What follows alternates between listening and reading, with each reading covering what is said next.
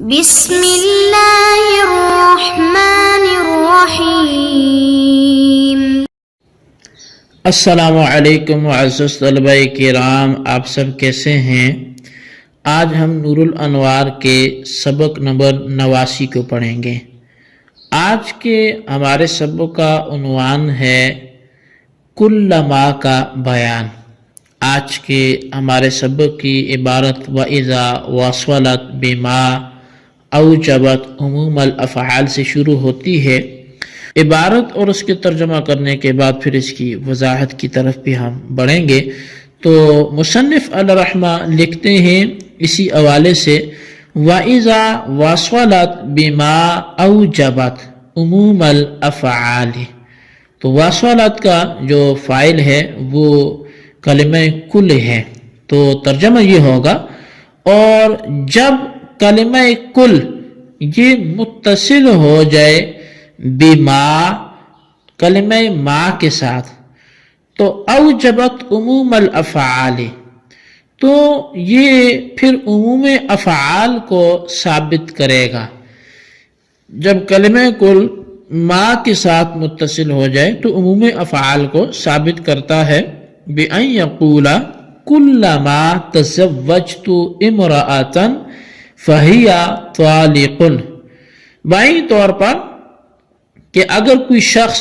کہے کہ كُلَّمَا تَزَوَّجْتُ امْرَأَةً فَهِيَ طَالِقٌ، کہ جب میں کسی عورت سے نکاح کروں گا تو اس کو طلاق ہوگی۔ فَمَعْنَاهُ، تو اس قائل کے اس قول کا معنی یہ ہوگا کل وقت اتزوج امرأة فہی طالق، کہ ہر وہ وقت کہ جس میں کسی عورت سے نکاح کروں تو اس عورت کو طلاق ہے۔ فہو قصدا یقع علی عموم التزویجات، تو یہ اس کا کہنا بالقصد عموم تزویجات پر واقع ہوگا، یعنی جتنی بھی وہ تزویجات کرے گا، جتنی بھی نکاح کرے گا تو یہ سب پہ واقع ہوگا۔ وَيَثْبُتُ عُمُومُ الْأَسْمَاءِ فِيهِ ضِمْنًا، اور اس میں عموم اسماء، کیونکہ عموم افعال تو ثابت ہوگا لیکن عموم اسماء یہ ضمناً ثابت ہوگا۔ لِأَنَّ عموم التزوج لا يكون إلا بعموم النساء، کیونکہ تزوج کا عام ہونا، عموم تزوج یہ ثابت نہیں ہوتا یا یہ نہیں پایا جاتا مگر عموم نساء کے ساتھ، تو عموم تزوج بغیر عموم نساء کے نہیں ہوتا۔ فَيَحْنَسُ بِكُلِّ تَزَوُّجٍ، تو پس قائل ہر ایک تزوج سے حانس ہو جائے گا۔ سواء تزوج امرأة مرارا او تزوج امرأة بعد امرأة، تو پس اب یہ اس سے کوئی فرق نہیں پڑتا، برابر ہے کہ وہ ایک عورت سے کئی دفعہ شادی کرے یا پھر ایک عورت کے بعد دوسری عورت سے وہ شادی کرے۔ کعموم الافعال فی کل،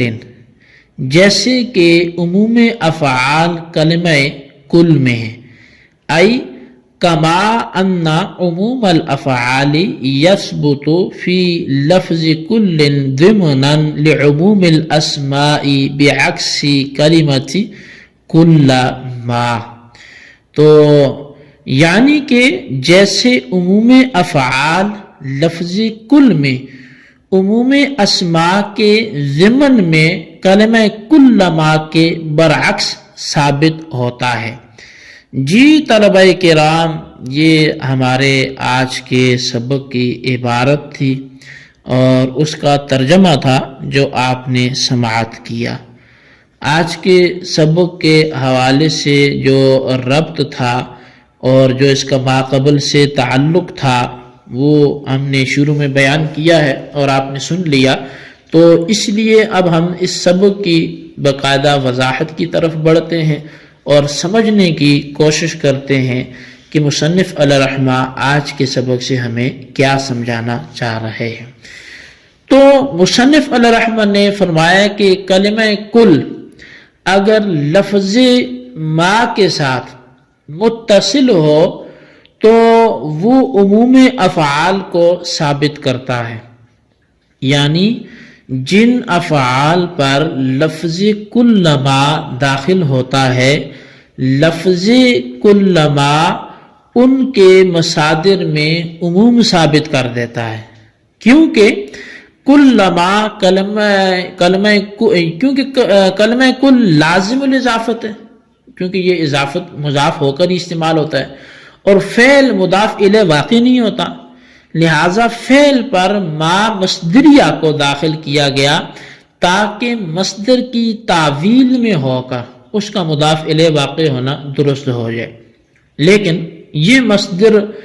وقت کے معنی میں ہوگا، اور کلما تزوجت امرأۃ فہی طالق کے معنی یہ ہوں گے کہ کل وقت اتزوج امرأۃ فہی طالق، یعنی جس وقت بھی میں کسی عورت سے نکاح کروں گا تو اس پر طلاق واقع ہو جائے گی۔ پس یہ کلام بالقصد تو عموم تزویجات پر واقع ہوگا، یعنی جب بھی تزوج اور نکاح کا وجود ہوگا تب طلاق واقع ہوتی جائے گی، لیکن عموم افعال کے ضمن میں یہاں عموم اسماء بھی ثابت ہوتا ہے، افعال کے عموم کے ضمن میں یہاں عموم اسماء بھی ثابت ہوتا ہے، کیونکہ افعال اسماء سے جدا نہیں ہوتے، افعال اسماء سے جدا نہیں ہوتے، لہذا جب افعال میں عموم ہوگا تو اس کے ضمن میں اسماء کے اندر بھی عموم ثابت ہو جائے گا۔ چنانچہ تزوج اور نکاح میں بغیر عورتوں کے عموم نہیں ہوتا، پس جب عموم افعال کے ضمن میں عموم اسماء بھی ثابت ہوتا ہے تو کلما تزوجت امرأۃ فہی طالق کہنے کی صورت میں کہنے والا ہر بار نکاح کرنے سے حانے سے ہو جائے گا، یعنی جب بھی نکاح کرے گا طلاق واقع ہو جائے گی، خواہ ایک عورت سے چند مرتبہ نکاح کرے یا